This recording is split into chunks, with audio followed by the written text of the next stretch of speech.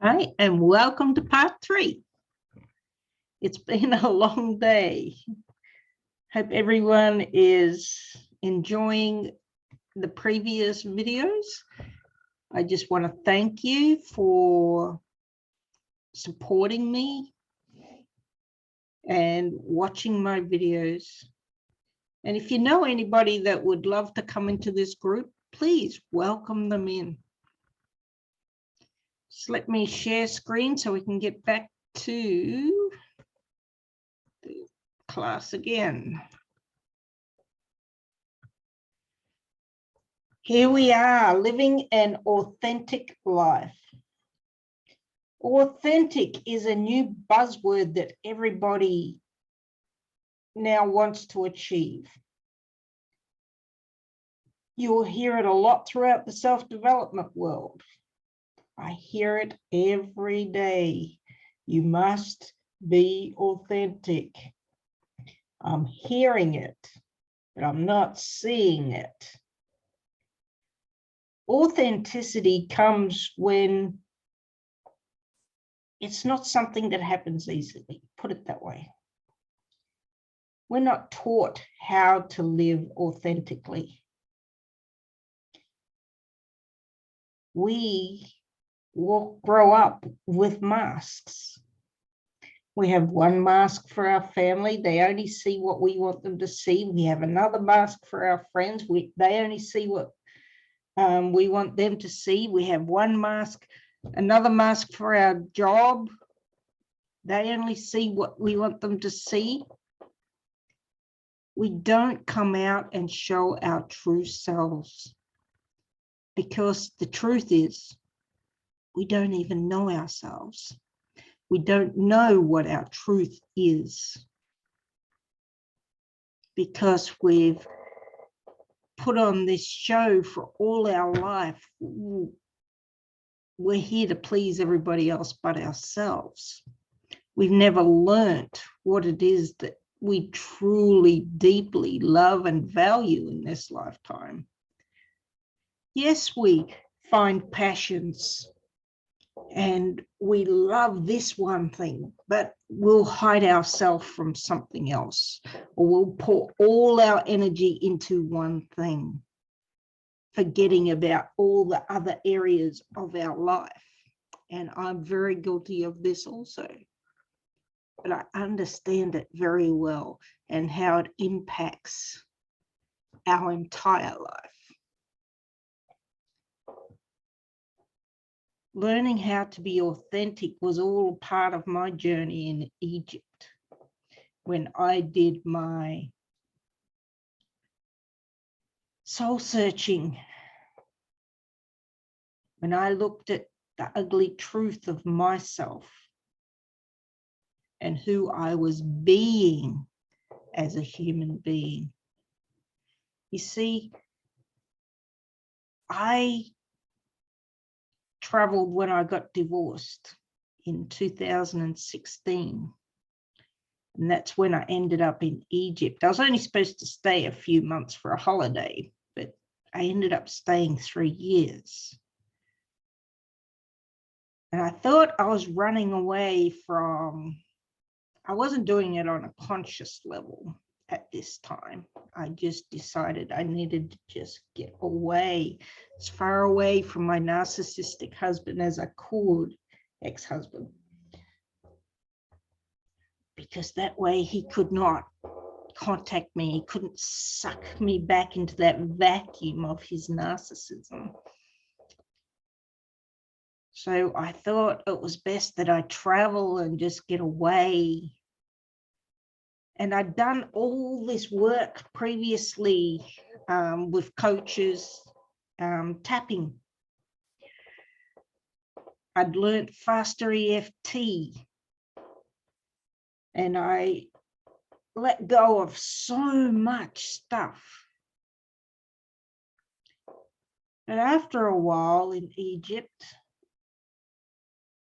I found that I was still repeating the same patterns. I was still attracting the same type of people.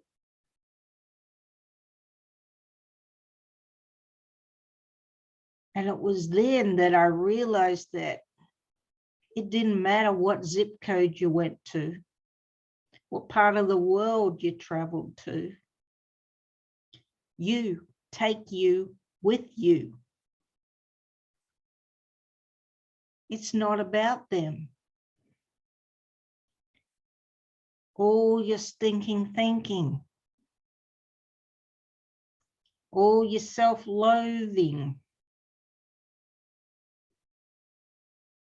and trying to get into another relationship. Wow. Well, that didn't work. And that's what led me on my journey to uncovering my truth, my authenticity, who I was. I was in my 50s by this stage. So this is why I implore ladies, don't wait until you're my age to discover your truth,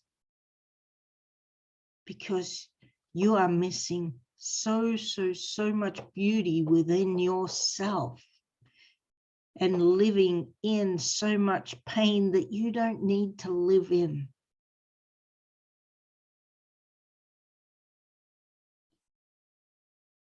What I uncovered there was I wasn't running away from my ex-husband.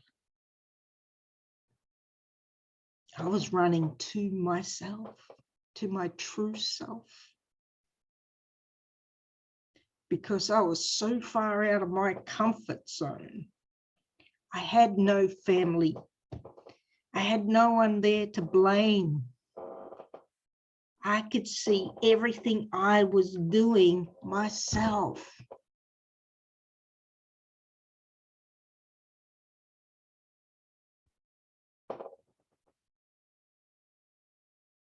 And that's when I did that relationship course also. It was after I'd done this stage of looking at myself, and then this relationship course came up because I could see what I was doing.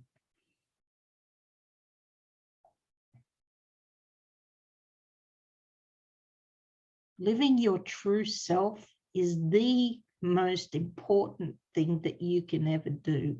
You can't part live your authentic self, because otherwise you're just going to be pulled back again. Living your true self is walking your talk, as I said earlier. You must walk your talk, not just talk the talk. Too many people, too many coaches, they're not authentic. They're just after the money.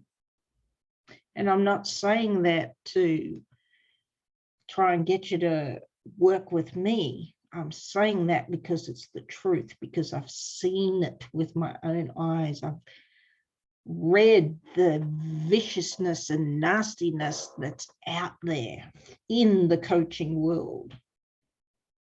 The attacks on other mentors and coaches of mine that I've witnessed. I mean, my first experience was back in 2015. And I just, because I'm an empath, I'm very sensitive, and I just couldn't understand how these people who say they're coaches were attacking this mentor of mine, because he was using the words EFT within his modality, but it's a different EFT. And these people were like vicious, so vicious, and yet they called themselves coaches, light workers, empaths, gurus, whatever they called themselves. There was a lot of them. I'm not just talking a few, I'm talking a lot, thousands. This man was viciously attacked.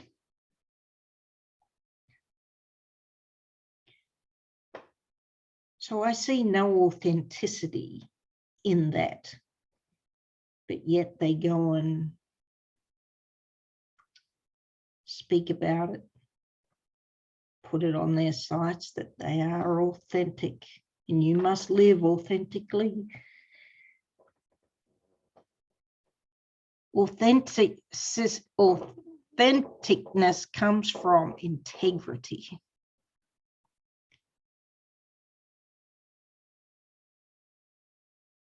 And whilst I always thought that, you know, integrity was just being honest with others, it's actually being honest with yourself.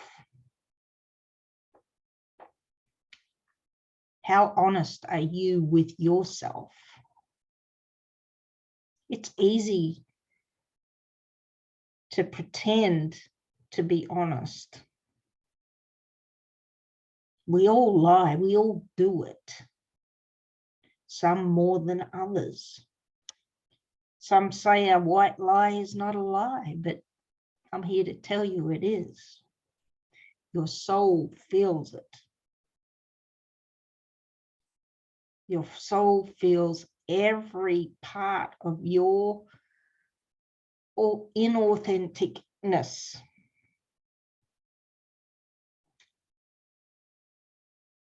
Your integrity is everything. Who you are as a person determines how you are seen. You can't pretend to be nice to a loved one and then go out and treat a waiter or a waitress like a piece of shit. You can't be nice to your clients and then turn around and abuse your kids or your husband or your parents or your friends. You can't backstab them. So I've made up a little poll here to test your integrity levels. Do you avoid gossip?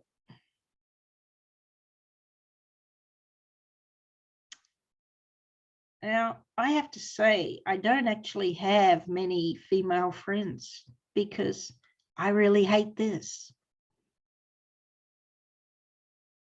Every woman I've ever befriended loves to gossip, and I just could never get into it. It's just not something that I like to do.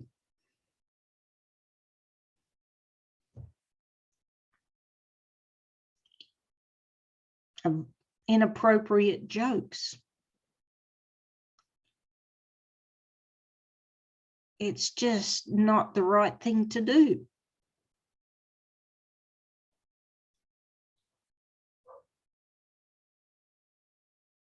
Trying to get a laugh at somebody else's expense. Using profanity. Hell, fuck. I swear as good as the next person. But I do believe there is a right time and place to use it. Not every single second word is a profanity out of my mouth. Not everybody wants to hear it.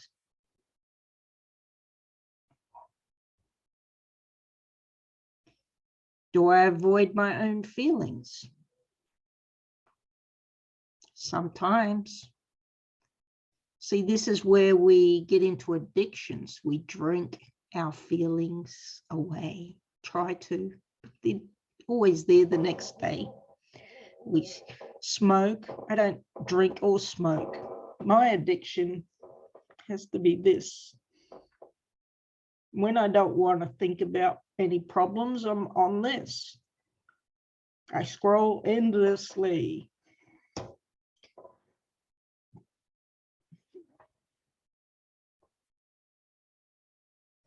But I know that I'm doing it. So I have to force myself to face it. What is it? What's wrong? Do I always tell the truth? Pretty much, yes. Not 100%. I would say 99.9% of the time, I am going to be truthful, even if it means hurting your feelings. The person I'm not truthful with is probably myself when it comes to my feelings. But that is a work in progress that I'm working on, and I am aware of it. Do I pray regularly? Yes. This is something that I learned in Egypt. I was never, ever, ever in any way religious. I was a little bit spiritual. I was just coming into it all. It was all kind of new to me. I dabbled here and there. I've had many spiritual experiences throughout my life since age 21. But that word God, you would not get that word past my mouth since my father died at age 15. You would not get me walking into a church, not even for a wedding. The only time I went, the only time I went to a church was my father's funeral, and I never went again to anybody's funeral.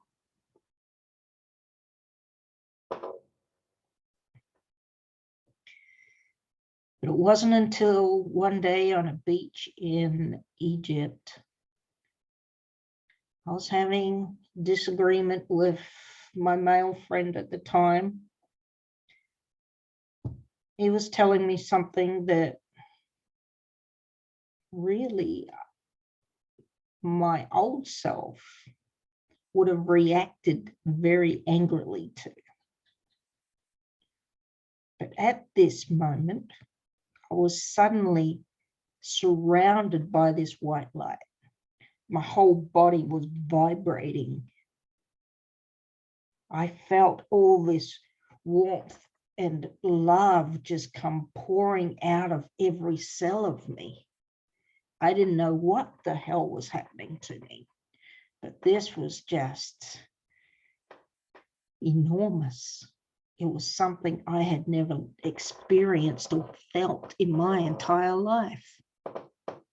And at a time when I should have been getting angry, I was just overflowing with all of this love. And I just put my hands on his face and he could feel it.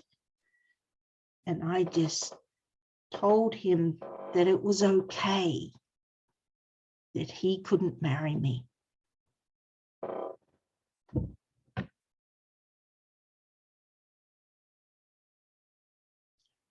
It was just the most surreal moment of my life. And that moment is when I changed. And that was in 2016. November 2016.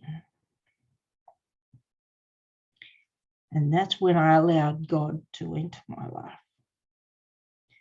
And I started praying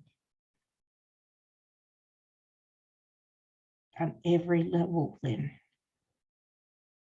And then when I was building my English center at the same time, and I didn't know what I was doing. I'd never built a business before in my life like that. I had my massage businesses, but this was totally different. I'd never taught English before. So who the hell did I think I was, thinking that I could build a business in this foreign country where I can't even speak their language? So I started praying because I didn't have any students. I didn't know how to even go about getting students. I had some friends come as my first students. But after that, I didn't know what else to do. So I prayed. And when I prayed, the very next morning, I woke up and I went on my laptop and my inbox was just full of messages. My phone had been ringing off the hook because over there they call you all times of the night, 2, 3, 4 a.m.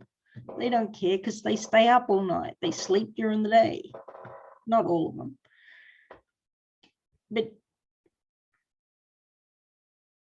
And it was all from people wanting to do classes with me. I did not advertise there once. Not once. And this happened 4 times. So after the first time, I thought, oh my God, what the hell happened? And then the second time, I knew God was helping me. God can be anything you want. I'm no longer afraid to use the word God with religion. It's, to me, it's separate. Yes, I've learned Islamic ways. Yes, I speak with Christians and I know their ways and I understand both, but it doesn't mean I am a religious person. I just believe that there is something greater than all of us who created us. But praying is an absolute must in my eyes, however you want to pray.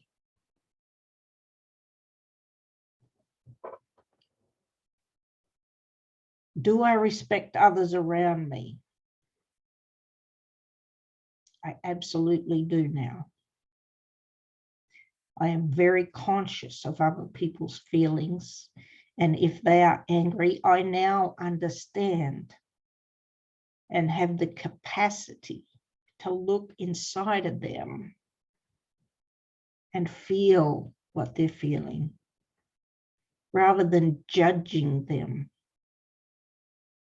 So if people are angry, then it's like, wow, their little boy or little girl's self is having a very hard time today.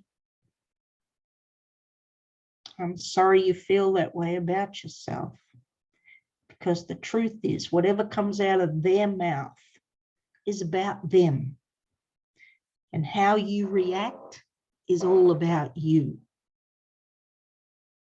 Let me say that again. What comes out of another person's mouth is how they feel about themselves. You just happen to be in the firing line. How you react is all on you.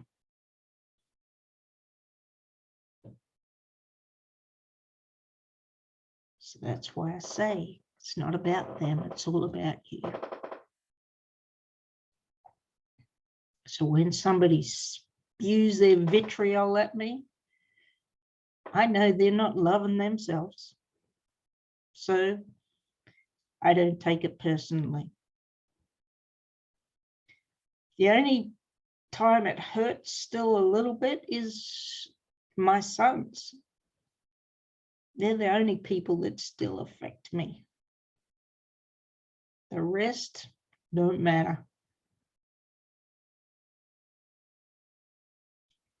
Do I live up to my morals? This is something else I learned in Egypt. Understanding self-respect. Self-respect is the top of the list, ladies. Self-respect. Stop giving away your body for pleasure, for the sake of love, to men who do not appreciate or value you. because they can smell it. Men know when you don't value and respect yourself because you're easy. They just, and I'm guilty of this. I'm not judging because I grew up believing from my sexual molestation as a child that sex equaled love. So I was guilty of this, but now I understand what morals is and self-respect. And I believe that deep down in the Bible and Islam or whatever, waiting until marriage is the right thing to do. We all want to jump into bed the day we meet them. And then we confuse lust with love.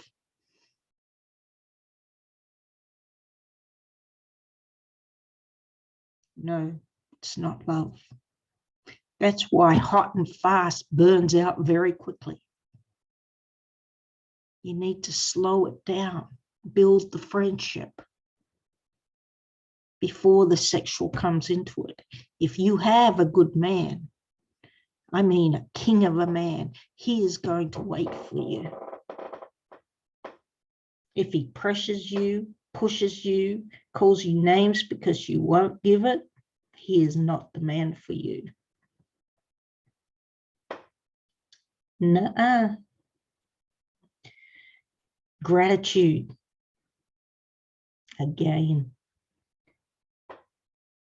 being grateful every day for just opening my eyes is amazing. Am I reliable? Am I reliable to myself? Do I do the things that I say I'm going to do?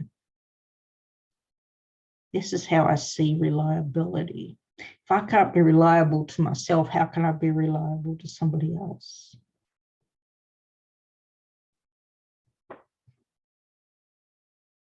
If you say you're going to do something, then do it. Otherwise, don't say you're going to do it. Because again, you're just lying. That's a lie. And you're stabbing yourself in your soul. So that's just something for you to go through and ponder over. And I want you to list all areas of your life you've been treating as optional. Sorry, that goes with this one. The wheel of life. See, this is where you rate yourself. See this little wheel on the right-hand side here. So 0 in the middle, 10 on the outside. So you go through each one and rate where you feel that you are in the moment. What needs work the most?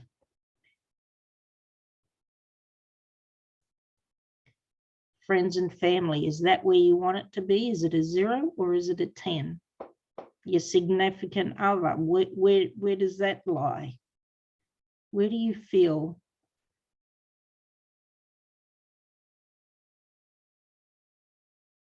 that you're giving in that? Your own personal growth. Are you a 10 or are you a 5? Fun and leisure. Do you spend a lot of time out and neglect other areas? Your home environment, your career, your money, where are they at? Where do you want them to be at? This is significant. You need to address every area of your life. because who you are being affects all of these. So then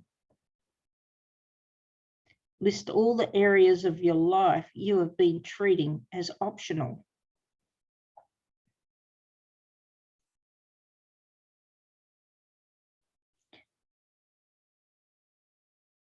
What areas are important and what areas are not? What have you been lacking in?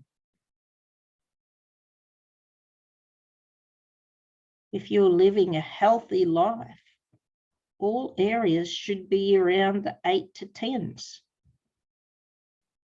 So what areas? And write them down.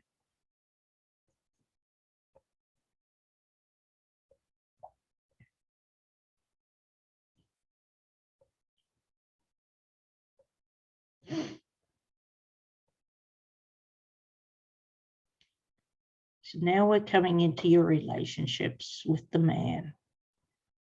With tips to have a healthy relationship. Your relationship is a mirror. And this is how I realized in Egypt with the man I was with. He was my exact mirror. He showed me who I didn't want to be because he was me. I think they call them twin flames. He is the one who made me want to become a better person. And whilst I'm not with him, I still love him and hold him very dearly to my heart. But I will never be with him.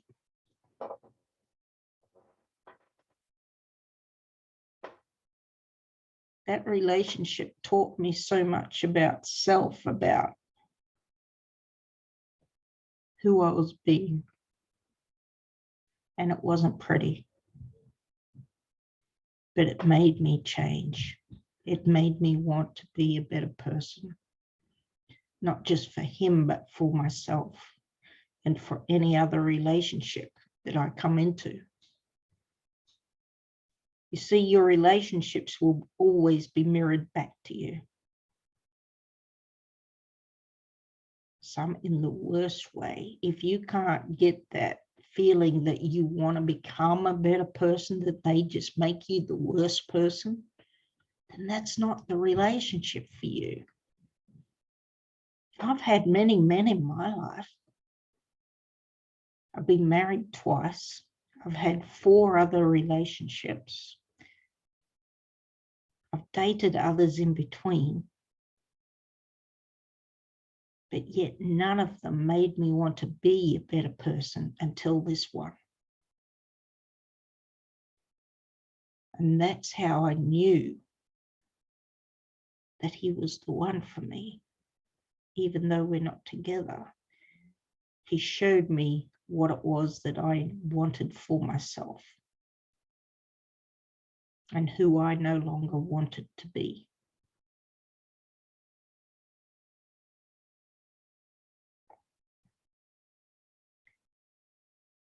Relationships are not easy, but when you get it right, they're definitely worth it. We are still best friends up until now.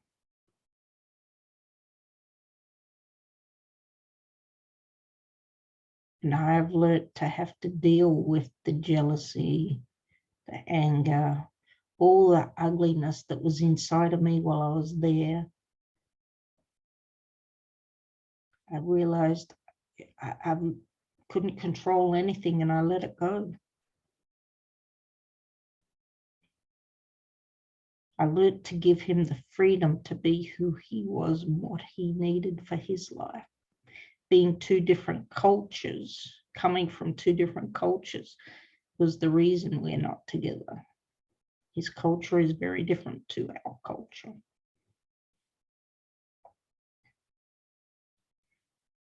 I learned the I plus we space. What is we space? Your I plus him His I is we. And learning how to swing that pendulum in between your spaces without the neediness, without the jealousy. If you can do that, your man will love you so much. Let go of the self-doubt, let go of the lack of trust in yourself. And that will give him the freedom to trust, to believe in himself more, because you're giving him that. You're giving him that space. You're not on his case all the time.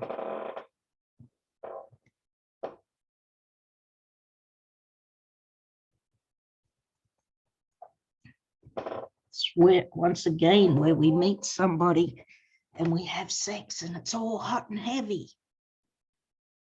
And the sexual attraction is just right through the roof.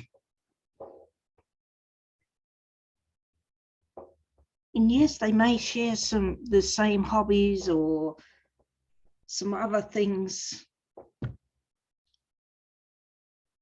But again, we drop back into our sabotaging identities. And that's when things start going wrong. We start nitpicking at everything. We start creating all this tension that doesn't need to be there. We start the blame game all over again. We start expecting them to meet our needs, to make us happy. No, nobody makes us happy but us. You got to learn to swing between I and we and create an interdependence between the two of you.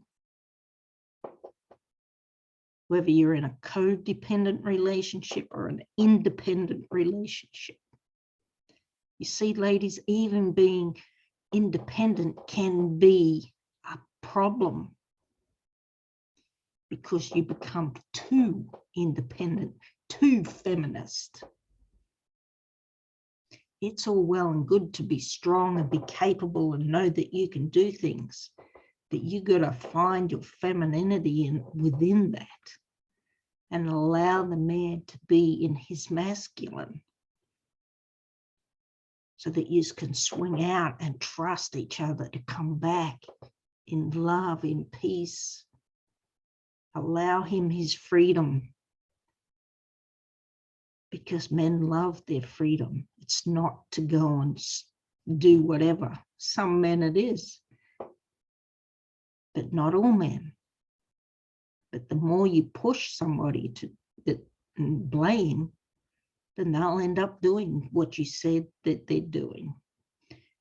The same for us. If somebody's blaming us, we become what we're blamed to be.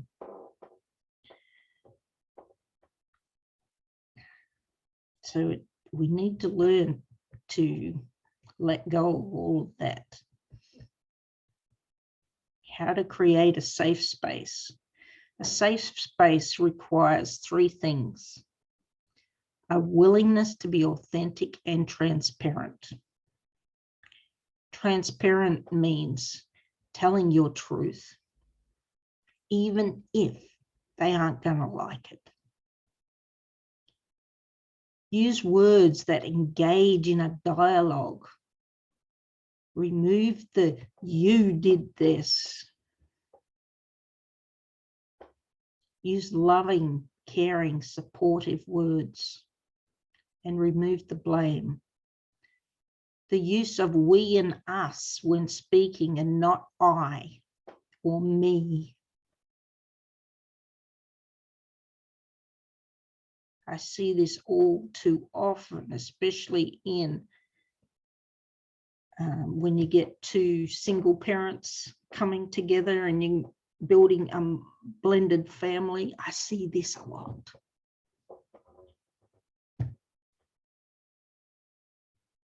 They're your kids. They're my kids. I already had this kind of life. No, you come together and you build your we. Your us. And your us includes all the kids. You can't separate them. You're all a package deal. And a safe place has 3 agreements. 1, there is no judgment. 2, there will be no repercussions. And 3, you'll provide unconditional love to each other. Now, really, I know that's there, but I don't really agree with the word unconditional love, because I believe that we only give unconditional love to our kids and to animals. Because this is where I feel we get it wrong, where we forgive too easily, forgive abuse too easily, because we're supposed to give unconditional love. No, ladies. Love them deeply, respectfully. So I would change that to, I'll provide love and respect to each other, no matter what.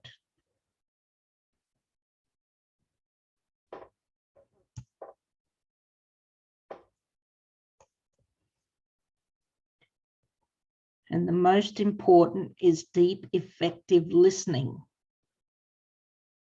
We all listen to respond. We don't listen to absorb, to hear what the other person is really saying, because we just want to have our say. We just want to be right. We react from our own experiences and feelings. Allowing somebody to speak, even if it's not what you like. You have no right to control what they think, say, or feel. It's not you. Only you can control what's inside of you. You can't control what anybody else does, or says, or thinks, or feels. So you have to let go of that control. So communication is the biggest key in a long-lasting relationship. Learning how to have carefrontations instead of confrontations. And ladies, when you're just starting out and the man tells you something, especially if you're just starting dating, and he tells you he's not ready for a family, or he tells you he's not ready for commitment, but you've already fallen in love with him and think that, oh, given time, he'll change. When a man tells you something the first time, believe him. He is being truthful with you, and don't use that truth against him. Don't twist it to suit yourself. He is being honest with you. You're just not listening because you want it your way. You want him, and he's not ready to give you him. And the more you push, the more they pull away. Yes, they will stay for free sex. Of course they will. They are a man.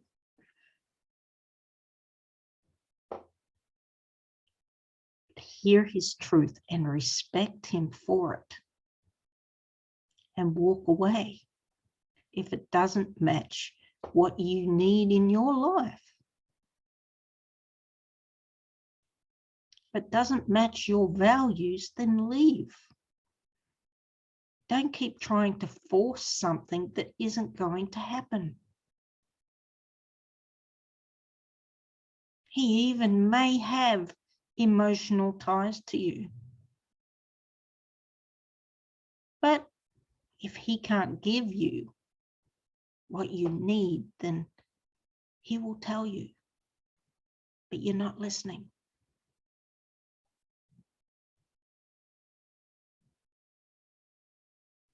For whatever reason, if he doesn't have the space in his container for a long-term relationship or a marriage or kids, then let him go.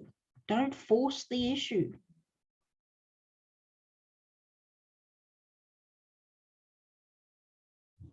And if he does have feelings for you, let him go and think about it. And you just keep working on you. Don't chase a man. Let him chase after you if he really cares about you.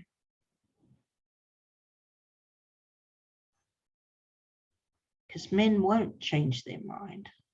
And you will only create more angst and anger and frustration and stress, and he will disappear. He will ghost you.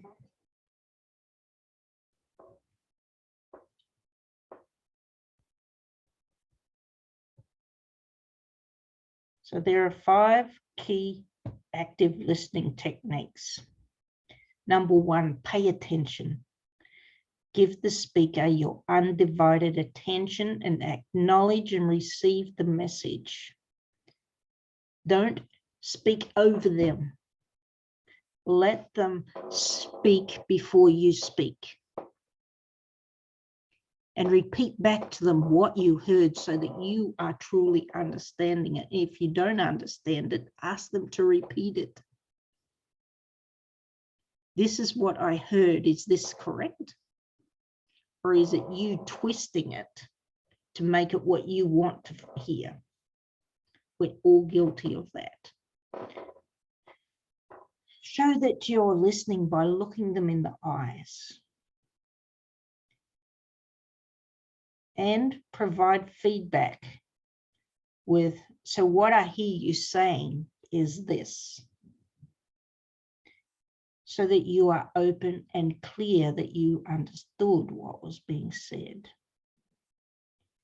Defer judgment until they're finished speaking and don't react negatively. Respond appropriately in a caring, loving way, so he remains open to listening to you.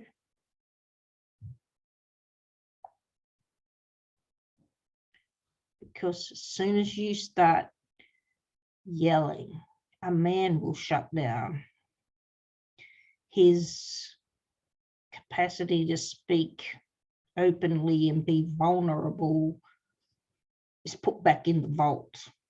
And he won't bring it out again if you don't allow him the space to have his say without attacking, blaming and shaming him, emasculating him.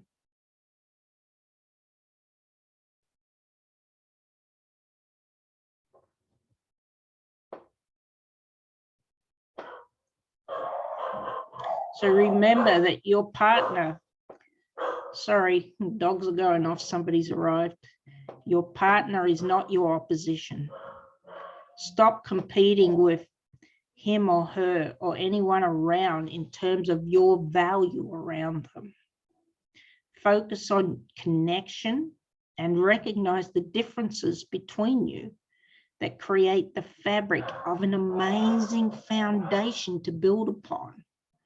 Embrace your differences. Focus is the key to continue to grow and work on yourself. Continue reading and growing in knowledge of self. Continue going to the gym, working out. Continue growing and learning in new perspectives. Keep your mind active and positive, noticing how good you feel. Keep doing all the things you love to do. Don't stop seeing your girlfriends or going out with family so you can spend time with him. Don't give yourself up for a man ever, because that's when you totally lose yourself, especially when you have kids. Always remember that you must come first. And I don't mean your kids come last. I mean, you must still keep yourself a priority. Keep doing what you love to do, because we've got to step up and become even more to others, to your kids, as a mother, as a wife. So always remember to put you first.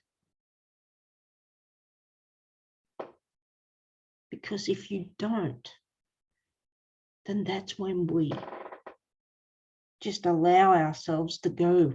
We let go of everything, our bodies, our minds, our dreams.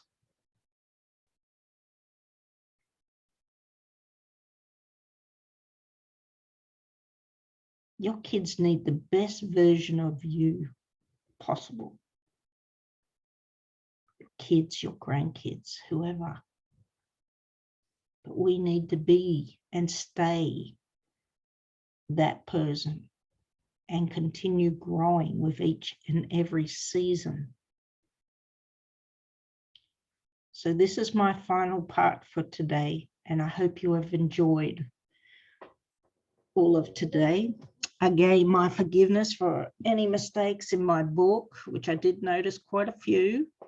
So I need to go back and redo it again. So thank you once again. I do truly value you and your time. And I know that this has taken your time. So I deeply appreciate it. So it's much love from me to you. Namaste.